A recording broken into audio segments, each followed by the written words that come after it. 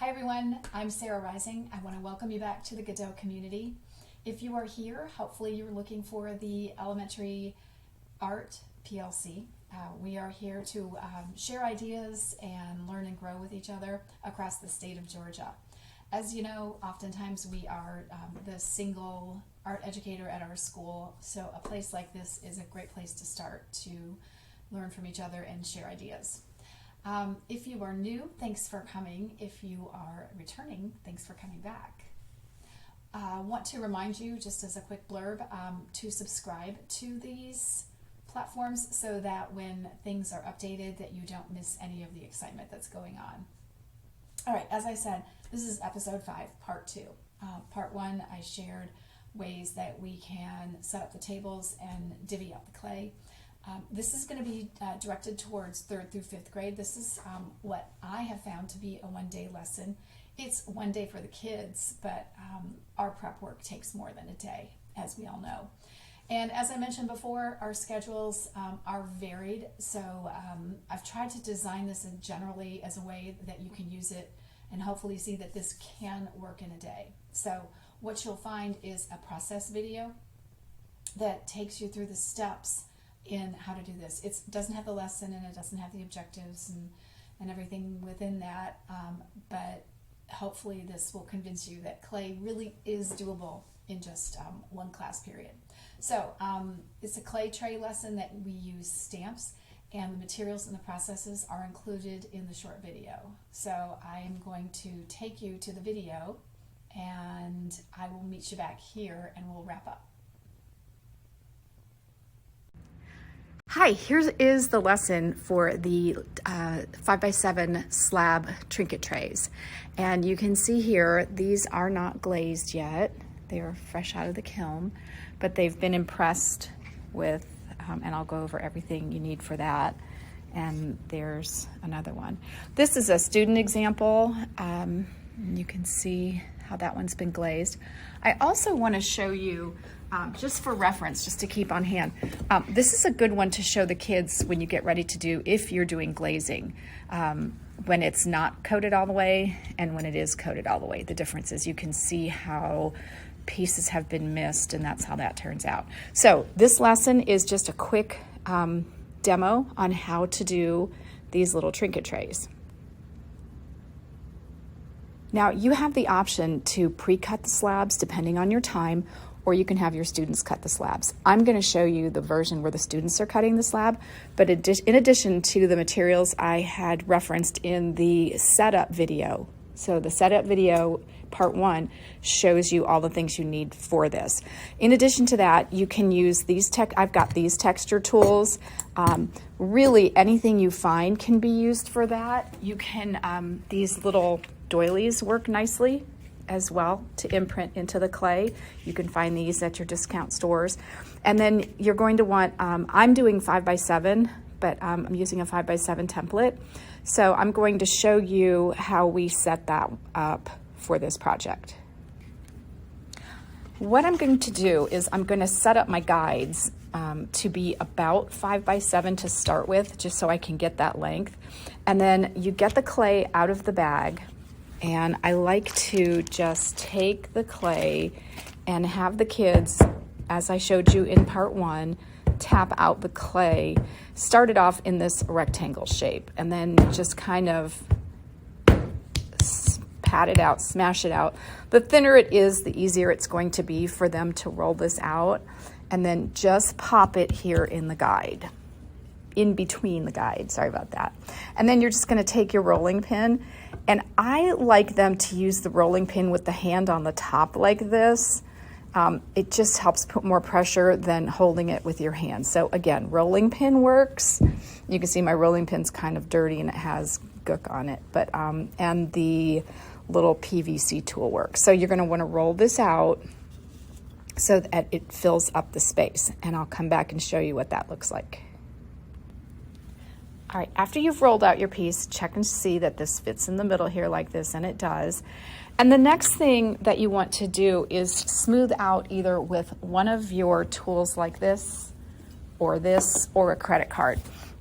And you want to do this because it helps stretch out the clay and it helps also maybe if there were any air bubbles in there, but use either one of these tools and they just want to smooth out the clay. They're not applying any pressure on it, and then just smooth that out. Again, credit card works or this works, okay?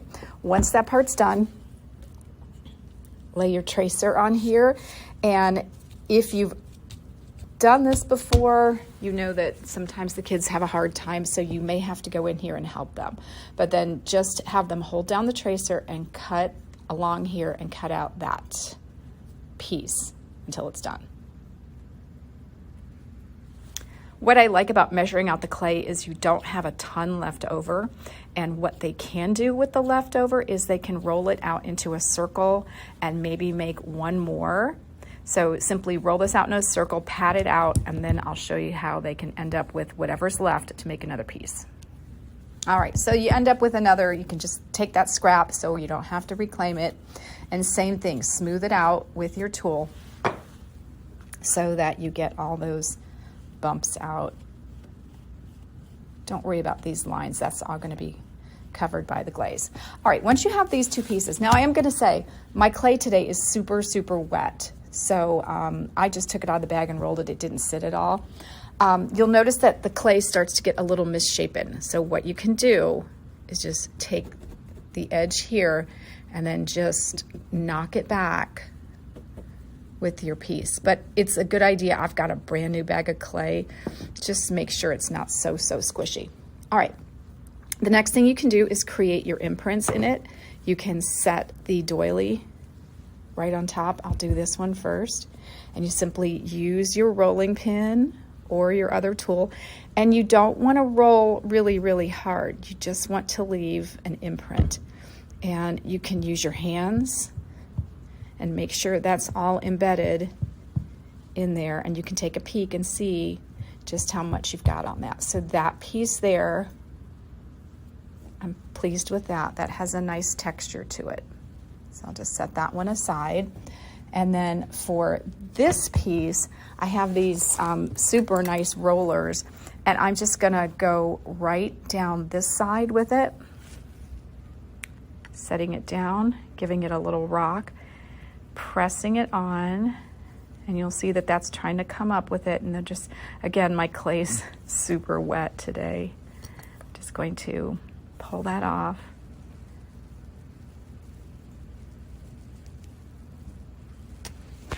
And I've got that. Now, I also have some stamps. I have these little gadgets. I have letter stamps, so they can use these to imprint a word in here if you like. So these are kind of cool. And I just kind of take it and just rock it. You don't want them to push really, really hard. And maybe they just put their initials in here like that. They could also add some detail with the carving tool. I wouldn't recommend it. I just think they tend to get too heavy-handed with the carving. So that is how that turns out. If you use these little cookie cutters, you can just kind of gently press and rock, but again, try not to go all the way through. So as you know, there's lots of ways that you can do that. All right, once that's done, and this is going to be a little tricky with this video today because my clay is so wet, but once it's done, you're simply going to take the corners and pinch them up like this and go all the way around. Now mine's going to flop back down because it is so wet.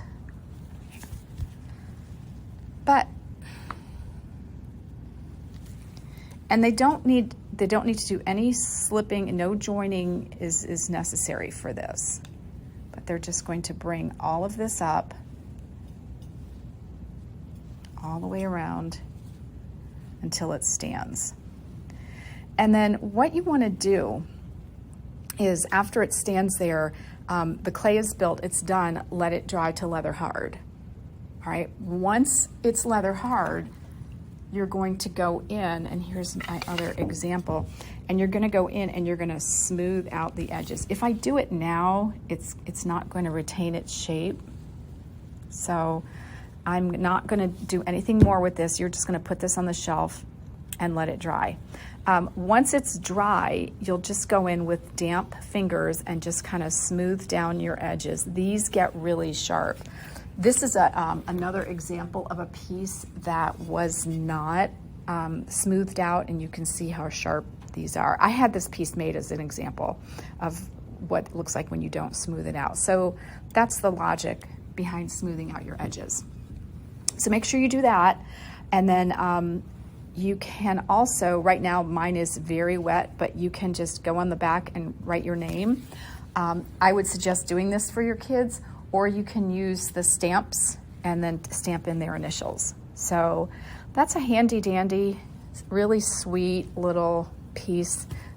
As we know, parents love these keepsakes, kids love these keepsakes. So hopefully you enjoy that one and you can get it done in a day. So 2 examples. We've got that one that could be a little coaster, or this one that could be a little trinket box.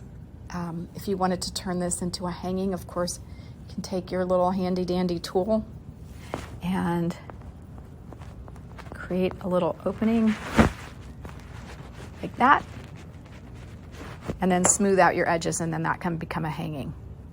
All right, in the next video, I will show you guys glazing. All right, guys, I hope that you found that video helpful and that you are inspired in ways that you can make clay work in your unique art schedule. Disclaimer, I know that that isn't a scene that works for everybody. You might have to tweak it based on the makeup of your classes and the makeup of your schedule. But I have found that this lesson does work well for a day, 1-day lesson. You're going to be running around like crazy. You're going to need to be helping the kids. If you can get another person in the classroom to help you, that often makes things go smoother. So just a couple of tips that I didn't point out in the video. Now, before you go, let's get some conversation going here. And what I'd like to ask is, what are some of the 1-day clay lessons you guys are using in your curriculum? Maybe you can share a lesson plan or share some photos. Anything that we can see and share out there is helpful. It really, really is. Thanks for stopping by, and remember to come back for episode 6, part 1. And in that episode, I will share with you a project for our kindergarten through 2nd graders. And yes, they really can do this in a day. Thanks for coming by, you guys. I'll see you soon.